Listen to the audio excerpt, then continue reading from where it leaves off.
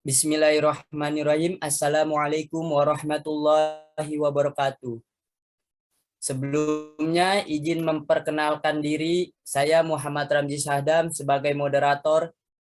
Ingin memperkenalkan teman-teman saya, yaitu kelompok 1 yang membahas teori asal mula negara. Yang pertama ada Muhammad Abdul Nurul Hidayat dengan NIM 004. Selanjutnya Muhammad Ramzi Syahdam dengan NIM 005. Selanjutnya Ainun Jariyah dengan NIM 0013. Selanjutnya Sa'diah Nahdiana dengan NIM 002. Dengan NIM 022. Mohon maaf. Selanjutnya ada saudara Muhammad Fatih dengan NIM 036. Baik, bismillahirrahmanirrahim. Wassalatu wassalamu ala asrofil anbiya'i wal mursalin Sayyidina Muhammadin wa ala alihi wa sahbihi ajmain. Pertama-tama yang saya hormati dosen pengampu Ibu Nur Laili Rahmawati MHI serta teman-teman yang ada di sini semua yang kami hormati serta yang kami sayangi. Selanjutnya izinkan saya sebagai moderator untuk membacakan materi yang pertama, yaitu macam-macam teori asal mula negara. Dari berbagai sumber buku yang telah kami baca, bahwa banyak sekali teori yang membahas mengenai asal mula negara, yaitu Plato telah menulis dalam bukunya Politeia tentang corak negara yang sebaiknya atau bentuk negara yang ideal.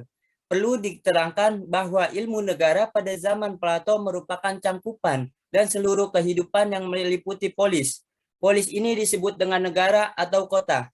Karena itu ilmu negara diajarkan sebagai civis yang masih merupakan sosial moral dan diferensiasi ilmu pengetahuan pada waktu itu belum ada. Dalam bukunya, segala soal yang berhubungan dengan negara kota atau polis dicangkup sekaligus dan tidak diterangkan apa yang dimaksud dengan negara itu. Dan ia hanya menggambarkan negara-negara dalam bentuk yang ideal. Dalam uraian selanjutnya, ia menyamakan negara dengan manusia yang mempunyai 3 jiwa. Di antaranya 1, kehendak, 2, akal pikiran, 3, perasaan. Sesuai dengan 3 kemampuan jiwa yang ada pada manusia tersebut, maka di dalam negara juga terdapat 3 golongan masyarakat yang mempunyai kemampuan masing-masing. Golongan yang pertama disebut golongan yang memerintah, yang merupakan otaknya di dalam negara dengan mempergunakan akal pikirannya. Orang-orang yang mampu memerintah adalah orang-orang yang mempunyai kemampuan. Dalam hal ini seorang raja yang berfilsafat gigih. Golongan kedua adalah golongan yang kesatria atau berprajurit dan bertugas menjaga keamanan negara jika diserang dari luar atau kalau keadaan di dalam negara mengalami kekacauan. Mereka hidup di dalam asrama dan menunggu perintah dan negara dari negara untuk tugas tersebut. Yang terakhir golongan ketiga, yaitu golongan rakyat biasa, disamakan dengan perasaan manusia. Golongan ini termasuk golongan petani dan pedagang yang menghasilkan makanan untuk seluruh penduduk. Pada saat ini orang menganggap bahwa golongan ini termasuk adalah golongan yang terendah dalam masyarakat. Dari sedikit penjelasan Plato di atas, maka di bawah ini akan diuraikan beberapa teori mengenai asal mula negara. Teori tersebut yang akan disampaikan oleh saudari Sa'diah Nahdiana dan Ainun Jariyah. Yang pertama-tama teori tersebut akan disampaikan oleh saudari Sa'diah Nahdiana. Kepadanya kami persilahkan. Ya, terima kasih kepada moderator telah memperkenankan saya untuk menjelaskan macam teori asal mula negara. Saya ingin menjelaskan 5 teori, yaitu teori yang pertama teori teokrasi, yang kedua teori hukum alam, yang ketiga ada teori perjanjian masyarakat, yang keempat ada teori kekuatan, yang kelima ada teori positivisme. Saya ingin menjelaskan teori yang pertama, yaitu teori teokrasi atau yang disebut dengan teori ketuhanan, memiliki 2 macam, yaitu teori teokrasi klasik dan teori teokrasi modern. Kalau yang klasik ini menyatakan bahwa kekuasaan itu sesungguhnya berasal dari Tuhan, lalu turun kepada manusia yang ditunjuk langsung oleh Tuhan. manusia yang mendapat kekuasaan tersebut dianggap sebagai titisan Tuhan. Contohnya Iskandar Zulkarnain yang dianggap sebagai putra Zeus, Firaun yang dari Mesir yang dianggap sebagai titisan dewa. Kalau teokrasi modern sama, masih mengatasnamakan Tuhan sebagai kekuasaan tertinggi, namun agak berbeda sedikit perspektifnya. Teori ini mengamini bahwa kekuasaan berasal dari Tuhan yang diberikan kepada manusia tertentu saja dalam suatu proses sejarah tertentu. Contoh dari salah satu tokoh yang populer dari teori ini yaitu Friedrich Zilus Tahil yang menyatakan bahwa negara tumbuh karena adanya ketetapan historis dan negara tidak tumbuh karena ketetapan manusia, tapi tetap dari skenario Tuhan. Nah, jadi dapat disimpulkan dari teori teokratis ini atau disebut teori ketuhanan, ini memperkuat tingkat kepercayaan manusia yang meyakini bahwa kekuasaan atau kejadian yang terjadi adalah semata hanya oleh Tuhan, termasuk tentang asal mula negara. Kepercayaan tersebut melahirkan kepercayaan bahwa negara yang di dalamnya terdapat kekuasaan merupakan kehendak dari Tuhan. Artinya suatu negara bisa ada dan berdiri apabila Tuhan menghendaki.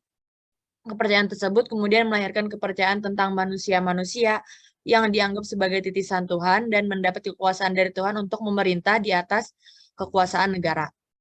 Yang kedua ada teori hukum alam yang terbagi menjadi dua sifat, yaitu sifat pertama rasional dan sifat kedua irasional. Teori hukum alam yang bersifat rasional ditemukan melalui metode deduktif metode deduktif ini dari umum ke khusus yang merupakan metode yang didapat melalui observasi. Sedangkan teori hukum alam yang bersifat irasional dikembangkan dengan metode induktif dari khusus ke umum. Contoh hukum alam yang bersifat irasional itu seperti hukum alam yang lahir dari Tuhan atau firman Tuhan, hal-hal yang bersifat mistis, dan lain sejenisnya. Selanjutnya teori perjanjian masyarakat yang dikemukakan oleh Thomas Hobbes yang lahir pada tahun 1588 dan meninggal tahun 1679.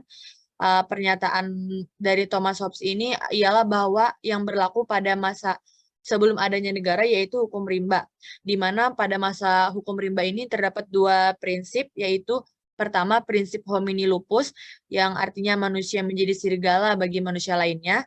Yang kedua itu ada prinsip belum homini contra omnes, yang berarti semua melawan semua. Nah, jadi untuk mengakhiri hukum rimba ini terjadilah perjanjian masyarakat, yaitu berupa penyerahan kewenangan atau kekuasaan terhadap orang yang memerintah, yang bisa disebut dengan raja, bertujuan untuk agar hukum rimba tidak terjadi lagi. Yang keempat, ada teori kekuatan yang terbagi menjadi dua, teori kekuatan fisik dan teori kekuatan ekonomi. Teori kekuatan fisik menyatakan bahwa kekuatan adalah bentukan, jadi negara itu terbentuk dari orang-orang yang paling kuat, yang paling berani, yang berkemauan teguh, dan memaksakan kemauannya terhadap pihak yang lemah. Voltaire menyatakan bahwa raja pertama merupakan the winning hero. Jadi teori kekuatan fisik ini mendeklarasikan bahwa negara dapat muncul disebabkan oleh kemenangan dari pihak yang kuat secara fisik lebih unggul daripada pihak yang lain. Untuk yang kedua yaitu teori kekuatan berdasarkan ekonomi, yaitu pada dasarnya berasal dari orang-orang yang kuat ekonominya dan ingin melanggengkan kekuatannya untuk memenuhi kebutuhan hidupnya. Manusia yang akan menempuh dua jalan, yaitu ekonomi atau meras keringat orang lain. Yang kelima ada teori positivisme yang kita tahu ada Hans Kelsen berpandangan bahwa negara harus terlepas dari fenomena-fenomena lain selain fenomena hukum.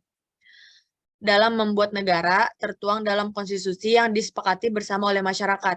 Walaupun Hans Kelsen beranggapan bahwa asal mula negara bukan menjadi objek kajian ilmu negara, tetapi teori positivisme setidaknya dapat menjadikan landasan untuk mengetahui asal-muasal negara dari sudut pandang yuridis. Contohnya kayak kita memandang Indonesia dari sudut pandang Undang-Undang 1945 untuk mengetahui teori terbentuknya negara tersebut.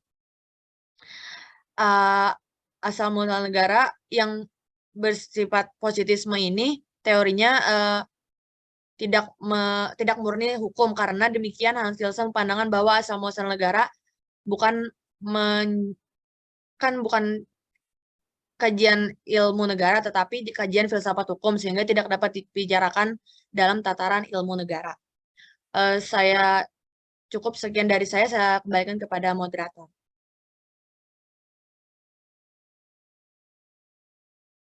Baik, terima kasih kepada Saudari Sa'diah Nadianya atas materi penyampaiannya. Selanjutnya masih tema yang sama dengan teori asal mula negara, tetapi akan disampaikan kepada Saudari Ainun Jariah. Kepadanya kami persilahkan. Baik, sebelumnya saya ucapkan terima kasih kepada moderator yang telah memperkenankan saya untuk melanjutkan pembahasan materi mengenai teori asal mula negara. Sebagaimana tadi yang telah dipaparkan oleh Saudari Sa'diah Nahdiana mengenai 5 teori negara, dan selanjutnya akan saya lanjutkan 5 teori selanjutnya, yaitu ada teori organis, kemudian teori garis kekeluargaan, teori modern, kemudian teori terjadinya negara secara primer, dan juga teori terjadinya negara secara sekunder. Baik, yang pertama, saya akan menjelaskan mengenai teori organis. Nah, jadi teori organis ini kaitannya dengan asal mula negara, dia lebih mensimulasikan negara seperti anatomi manusia, yaitu negara itu dianggap sama dengan makhluk hidup yang mempunyai struktur seperti kepala, badan, kaki, tangan, otak, dan lain-lain. Nah, antara kepala, badan, kaki, dan lain ini disamakan dengan struktur lembaga negara. Nah, sedangkan otak dapat disamakan dengan pemerintahan yang menjalankan kekuasaan negara. Kemudian selain persamaan tersebut juga, negara juga disamakan dengan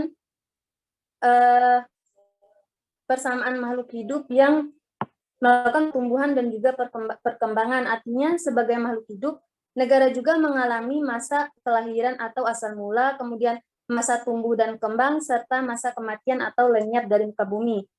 Kemudian teori organis ini mempunyai substansi atas materi yang terbagi menjadi 4, yaitu organisme moral, organisme psikis, kemudian organisme biologis, dan juga organisme sosiologis. Kemudian teori yang selanjutnya adalah teori garis kekeluargaan. Teori garis kekeluargaan ini dia lebih fokus pada penciptaan sebuah negara yang bersumber dari adanya keluarga. Nah, negara ini dapat dibentuk dari adanya keluarga kecil yang saling bersatu dan kemudian membentuk keluarga yang lebih besar sampai pada akhirnya tercipta atau terbentuk sebuah negara. Garis kekeluargaan ini juga dapat juga berbentuk suku maupun keturunan. Nah, oleh karena itu teori ini menganggap bahwa negara bisa jadi lahir dari keluarga atau suku yang berasal dari keturunan bapak atau patriarkal, atau bisa juga dari garis keturunan ibu atau matriarkal. Kemudian teori yang selanjutnya yaitu teori modern. Nah, Cronenberg menjelaskan bahwa negara lahir karena adanya komunitas manusia yang disebut sebagai bangsa. Nah, negara akan lahir apabila terdapat suatu bangsa. Oleh karena itu, bangsa menjadi fondasi bagi terciptanya negara. Tetapi pendapat Cronenberg ini menentang atau bertolak belakang dengan penjelasan Luckman yang menjelaskan bahwa negara itu lebih dulu ada sebelum terciptanya bangsa. Kemudian yang selanjutnya yaitu teori terjadinya negara secara primer. Nah, teori terjadinya negara secara primer ini dapat digolongkan menjadi 4 fase, yaitu fase Genotyp, kemudian fase Reich, fase Staat, dan juga fase demokratis, nati, dan diktatur atau diktatum. Nah, fase-fase ini merupakan tahapan dalam pembentukan sebuah negara.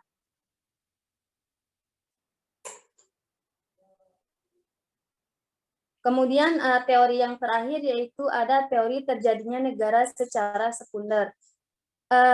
Teori terjadinya negara secara sekunder ini dia fokus pada terjadinya negara pada klaim atau pengakuan terhadap suatu negara. Sebagaimana yang telah kita bahas pada pertemuan sebelumnya, yaitu unsur dari suatu negara itu dapat terbentuk apabila adanya unsur deklaratif atau pengakuan dari negara lain. Walaupun unsur ini tidak harus mutlak ada, tapi lebih baiknya harus ada.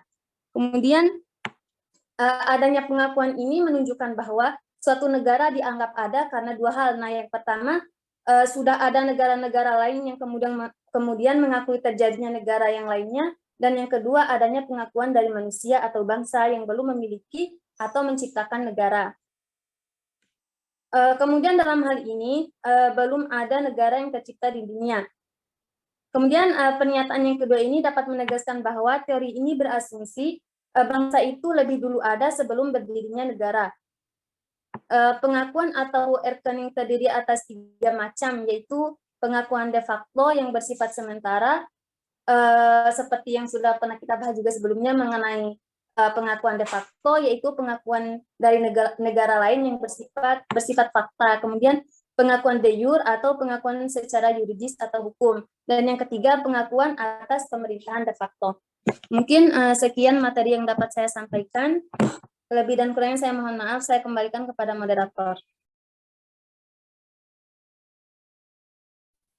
Baik, terima kasih kepada Saudari Ainun Jariah atas materi yang telah disampaikannya.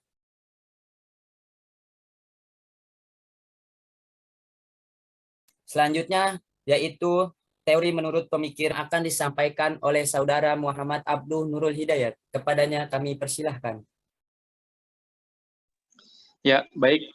Terima kasih pada moderator yang telah memberikan kesempatan pada saya.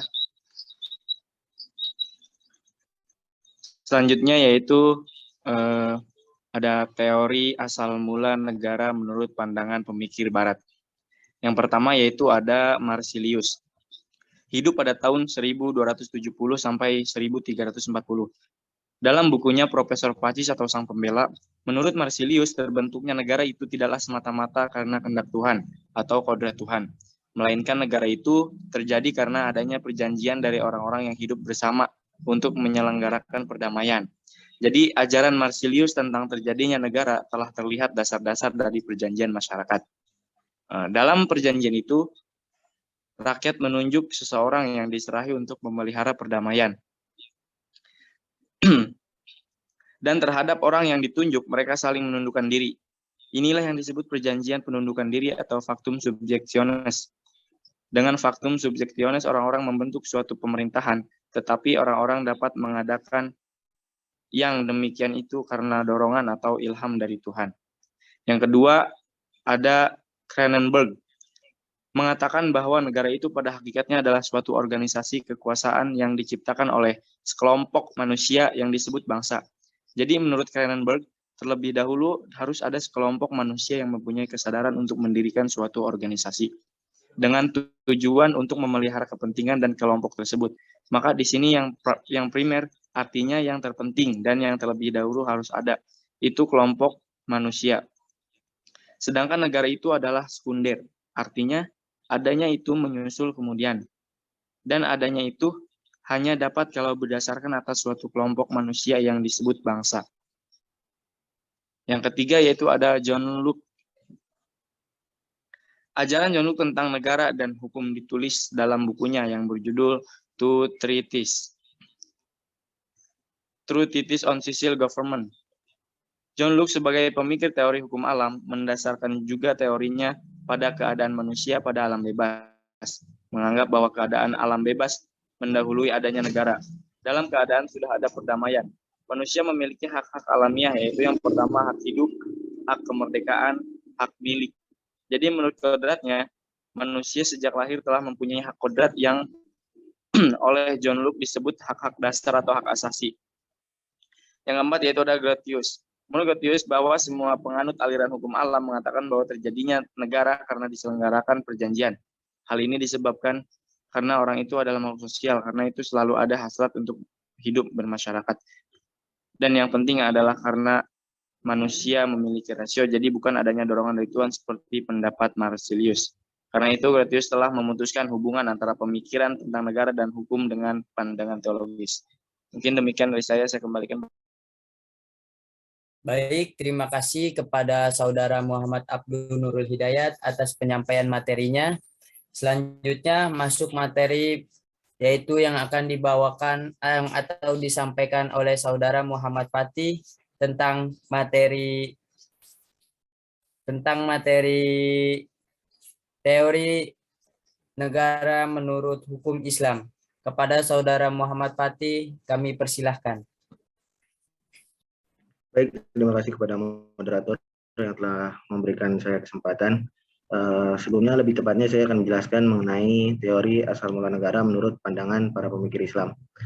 Di sini saya mengutip dari buku Ilmu Negara oleh Nikmatul Huda. Dijelaskan dalam bahwasannya teori asal negara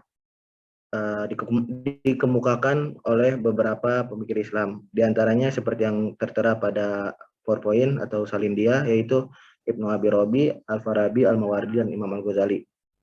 Untuk menyingkat waktu, saya akan menjelaskan satu persatu.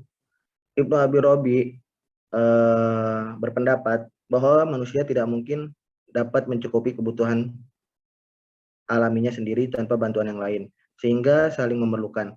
Hal itu mendorong mereka saling membantu dan berkumpul, serta menetap di suatu tempat. Dari proses ini maka tumbuh kota-kota. Sedangkan Al-Farabi menyatakan bahwa manusia adalah makhluk sosial yang mempunyai kecenderungan alami untuk bermasyarakat karena tidak mampu memenuhi kebutuhannya sendiri tanpa bantuan pihak lain. Sedangkan tujuan bermasyarakat itu sendiri adalah untuk mencapai kebahagiaan di dunia dan akhirat. Selanjutnya, pemikir Islam yang ketiga yaitu Al-Mawardi menjelaskan antara rakyat dan imam atau kepala negara terdapat suatu kontrak atau perjanjian secara sukarela yang melahirkan adanya hak dan kewajiban.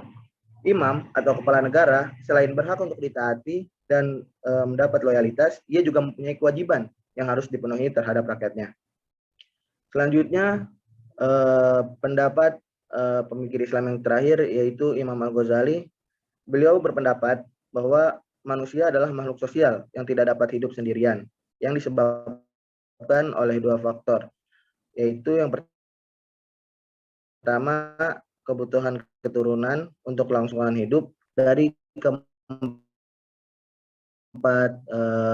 pemikir Islam dapat kita tarik satu benang merah, yaitu manusia adalah makhluk sosial yang mana mereka tidak mungkin hidup sendiri. Dan manusia karena dia makhluk sosial, dia membutuhkan hubungan antara satu individu dengan individu yang lain. Karena ada hubungan tersebut, maka terjadilah atau terciptalah suatu organisasi dalam bermasyarakat, dan itulah cikal bakal munculnya suatu negara. Mungkin kurang lebihnya saya mohon maaf, saya kembalikan kepada moderator. Baik, terima kasih kepada Saudara Muhammad Fatih atas penyampaian materinya. Selanjutnya, izinkan saya sebagai moderator untuk mengambil kesimpulan pada presentasi hari ini. Dari pembahasan di atas dapat disimpulkan bahwa teori asal mula negara dapat terbentuk karena adanya kekuasaan. Kekuasaan berarti perjuangan hidup yang kuat. Kekuasaan yang dimaksud ada dua, yaitu kekuasaan ekonomi dan fisik. Dengan adanya kekuasaan, maka akan terbentuk negara atau kelompok yang paling kuat. Namun dari dua teori tersebut juga terdapat teori ketuhanan yang sangat kuat. Selanjutnya, dengan adanya kekuasaan, maka akan terbentuk oleh negara atau kelompok yang paling kuat. Namun dari dua teori tersebut juga terdapat teori ketuhanan yang sangat kuat.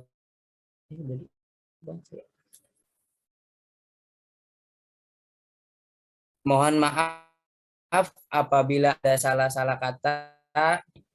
Wabillahi taufiq